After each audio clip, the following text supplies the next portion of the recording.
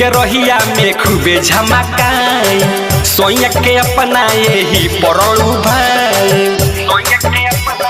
ए जीजा जी पेढ़ी के रहिया में खूबे झमकाई सोया के अपना यही पड़लू भाई कोरोना मजाक ऐसे खुद के केहुनावा अरे चोली में लगा द झुना झुनावा ए दरजी पहुनावा चोली में लगा द झुना झुनावा ए दरजी पहुनावा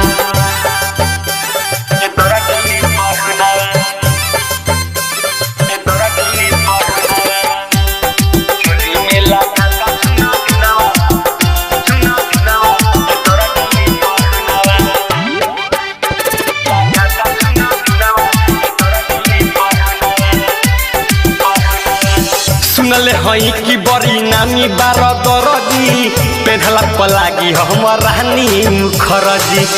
ऐसन कहता जीजा चोली पकारी गरी लोगवा सदाते काटे देखिए के सगरी ए जीजा जी सुनले हई कि बड़ी नामी बार दरजी पेढ़ला पलागी हम रानी मुखरजी ऐसन कहता जीजा चोली पकारी गरी लोगवा सदाते काटे देखिए के सगरी भले सियाई में ले ली ह गहुनावा अरे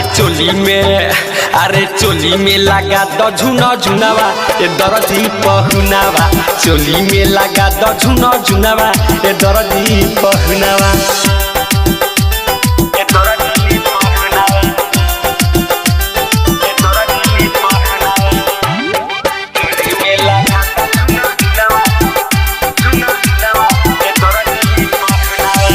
भले 4 घंटा बैठा लुआगा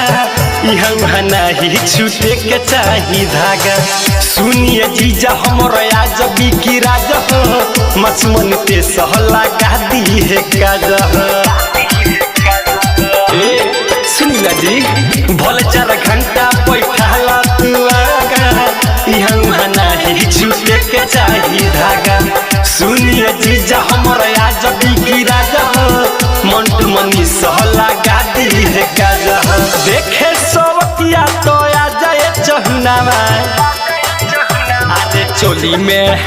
अरे चोली में लगा द झुना झुनावा ए दरजी पहुनावा चोली में लगा द झुना झुनावा ए दरजी पहुनावा